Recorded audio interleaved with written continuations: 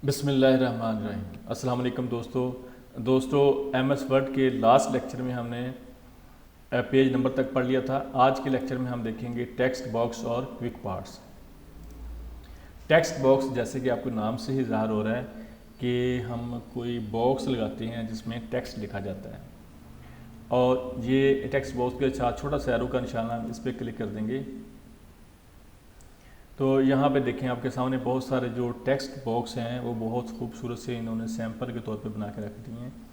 अगर हम चाहते हैं हमने इनमें से कोई भी यूज़ करना है तो हम सिंपल क्या करेंगे, उस पर ऐसे क्लिक कर देंगे तो वो जो टेक्स्ट बॉक्स है वो सिंपल यहाँ पे हमारे जो फाइल है उसमें इंसर्ट हो जाएगा। और उसके बाद जो भी उसमें टेक्स्ट लिखा होता है वो डमी टेक्स्ट होता है, वो सैंपल के तौर पर लिखा होता है, तो हम उस पर क्लिक करके हम कुछ भी लिख सकते हैं। ये देखिए,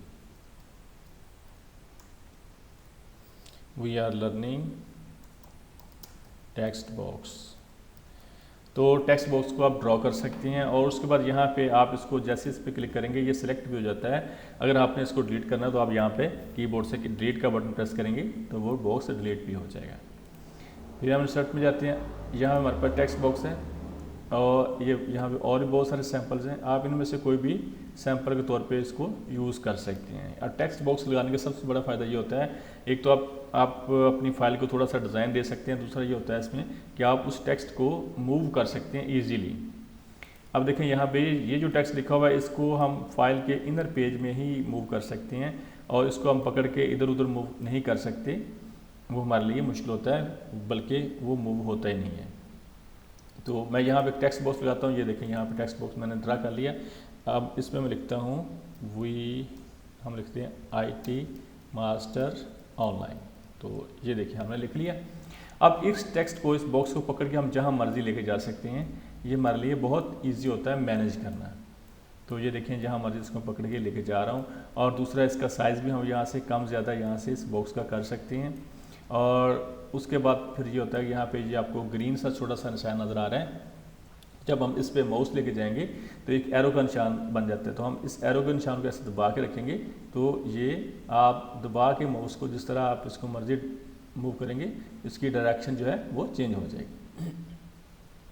यानी कि हम इसकी जो डायरेक्शन उसको ईजिली चेंज भी कर सकते हैं। तो इसको पकड़ के हम यहाँ मर्जी फाइल में मर्जी जगह पर जाके हम रख सकते हैं। तो उसको फिर हमने वापस लेके आना हो तो उसको पकड़ के हमने जो ग्रीन साइन होता है उसके ऊपर जाके माउस को दबा के रखना है, लेफ़्ट की को, और उसको आप जिस तरह मर्जी उसकी जो पोजीशन है वो कर सकते हैं। तो टेक्स्ट बॉक्स हम उस वक्त यूज़ करते हैं जब हमने कोई ऐसा टेक्स्ट लिखना हो जिसको हम फ्रीली ईजीली अपनी फाइल में मूव कर सकें, उसकी पोजीशन चेंज कर सकें, तो उस वक्त हम टेक्स्ट बॉक्स का सहारा लेते हैं। तो इसके अंदर उन्होंने बहुत सारे सैंपल के तौर पे भी हमें बना कर दे दिए हैं। अब यहाँ से कोई भी डिज़ाइन जो है अब यहाँ से ऐसे सिलेक्ट कर सकते हैं और अपनी मर्ज़ी के हिसाब से अपनी फाइल में इस तरह के बने बनाए जो डिज़ाइन है वो यूज़ कर सकते हैं। ये देखें कितना आपकी फाइल का कितना बेहतरीन सा डिज़ाइन बन गया है। तो मैं इसको Ctrl+Z करता हूँ। तो इसके बाद हमारे पास जो इंसर्ट में जो नेक्स्ट ऑप्शन है वो है क्विक पार्ट्स।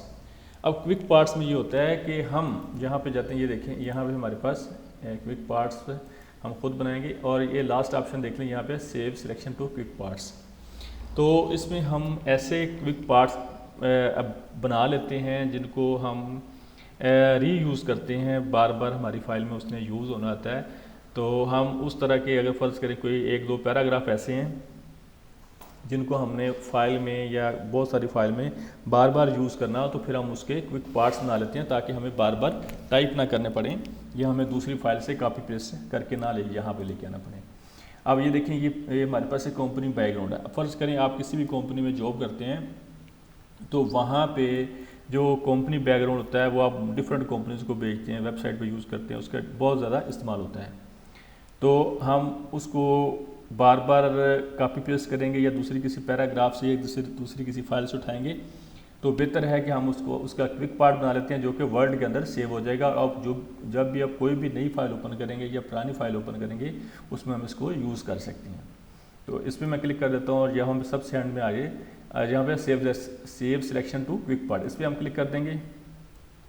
तो ये देखें यहाँ पे इसको आप नाम भी देख सकते हैं। मैं इसको जो नाम है वो वही रखना चाहता हूँ, जो कंपनी बैकग्राउंड है इसको हम वैसे छोड़ देंगे, इसको मैं ओके कर देता हूँ।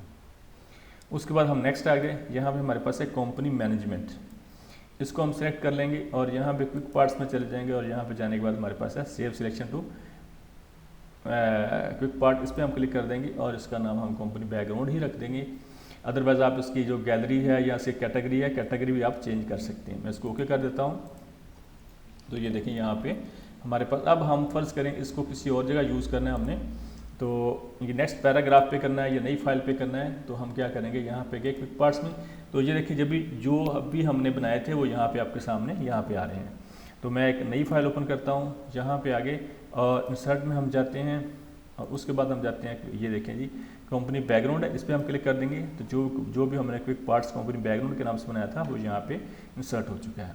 फिर हम क्विक पार्ट्स पर क्लिक करते हैं, यहाँ पे हमारे पास कंपनी मैनेजमेंट है, इस पर हम क्लिक कर देंगे तो वो यहाँ पे वो चीज़ आ जाएगी। एक तो इसका इस्तेमाल ये है, और दूसरा इसका इस्तेमाल ये होता है कि हम फ़र्ज़ करें ये आपके सामने ये वाला है, यहाँ हमने लिखा है CPU central processing unit, random access memory और रीड ओनली मेमोरी।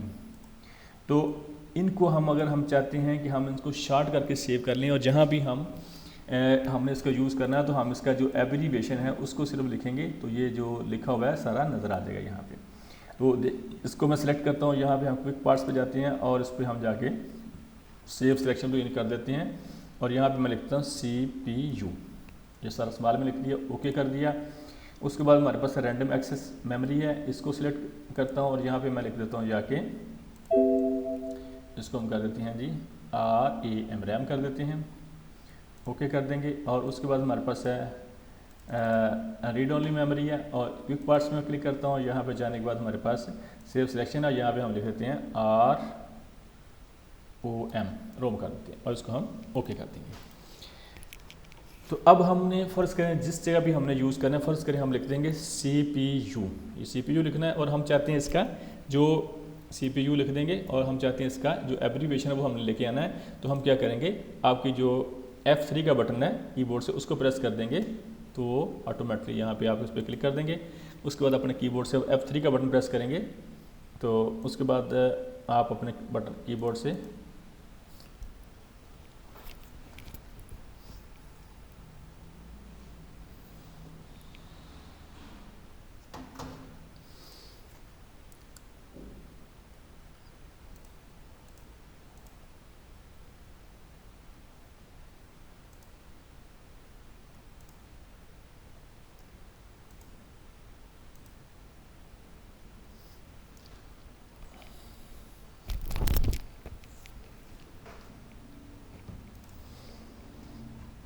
तो इस तरह आप जो है जो क्विक पार्ट्स का जो इस्तेमाल है उसको कर सकते हैं।